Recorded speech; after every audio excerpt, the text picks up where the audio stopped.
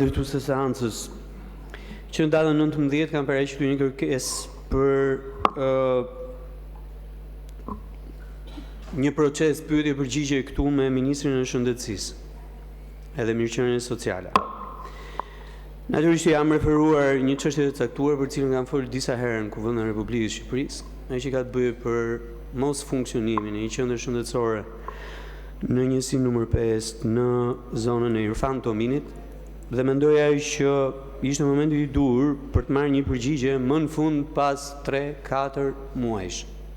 Nga ngritja e këtij shqetësimi apo krijimi i këtij shqetësimi në komunitet. Jemi në mes apo në pikë, të themi më mirë, të periudhës së gripit dhe natyrisht mira njerëz atje në atë njësi, edhe në atë zonë, nuk marrin dot shërbim shëndetësor në kohë dhe në kushte optimale për shëndetin e tyre. Që do të thotë që kërkesën për pyetje kanë paraqitur në datën 19 janar. Sot jemi në datën 3 shkurt.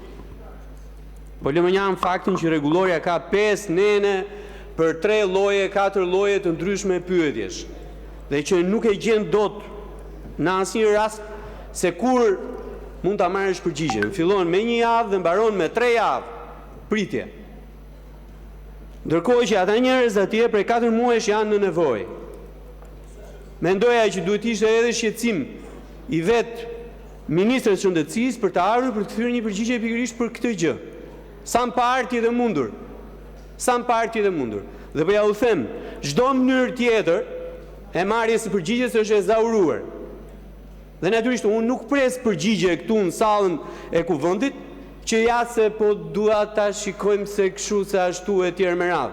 Se po hym në muajin e 5 me shërbim shëndetësor të kufizuar për ata njerëz atje me ata.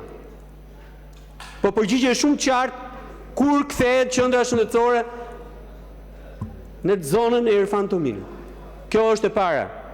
E dyta, i referohet një tjetër procesi rregulluar me rregullore. Kërkesat për marrje informacioni. Tani janë të dy instrument të kontrollit të qeverisjes. Ka institucione që nuk përgjigjen, ka institucione që ti i pyet për vezë të përgjigjen për bomba. Jo për vezë, s'të kthejnë përgjigje kur. Dhe më e keqja është ndërpresin dhe komunikimin. Tani kam me tatimet korrespondencë të fundit që më datë 21 nëntor. Dhe nuk kthen përgjigje, refuzon të kthej përgjigje. Pse se si pëlqen ajo që i them unë këtu? Po punë e madhe shumë. Se si pëlqen. Të kthej përgjigje për aty që pyetet. Zoti Braçe ju njoftoi që kërkesa juaj për seancë pyetjesh është planifikuar në kalendarin e ardhshëm dhe besoj që në seancën pasardhëse do të jetë seanca e pyetjeve. Kështu është planifikuar në bazë të kërkesës që është depozituar. Atëherë në bazë të rregulloris ju njoftoi që kërkesa juaj për seancën e pyetjeve është në seancën e ardhshme dhe do ta rilexoj tek njoftimet. Faleminderit zoti Braçe. Fjalën e ka zonja Zhupa për procedurë.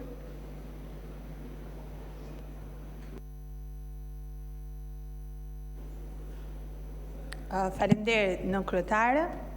Sot në rendin e ditës, në pikën 13, keni futur një projekt vendim për ndryshimin e vendimit të këtij kuvendi për Komisionin e Reformës Territoriale. Dua të kujtoj mazhorancën që në konferencën e kryetarëve nuk është votuar as pro, as kundra një vendim i tillë. Dhe është marrë vendim edhe me propozimin e kryetarit grupit parlamentar të Partisë Socialiste që kjo gjë do të shtyhej dhe do të kishte mundësi dhe do të kishim mundësi që të diskutonim për reformën territoriale. Nuk është votuar në konferencën e kryetarëve dhe diçka e pa votuar në konferencën e kryetarëve nuk mund të futet për votim në seancën plenare. Së dyti Partia Demokratike ka qenë gjithmonë e gatshme për të qëndruar vendimit që ka votuar këtu në kuvend bashkarisht një vendim I votuar nga të dyja forcat politike për të bërë reformën territoriale. Ju e bët një reformën territoriale në 2014 në mënyrë të njëanshme dhe e pranoni dhe vetë sot që ka qenë e dështuar.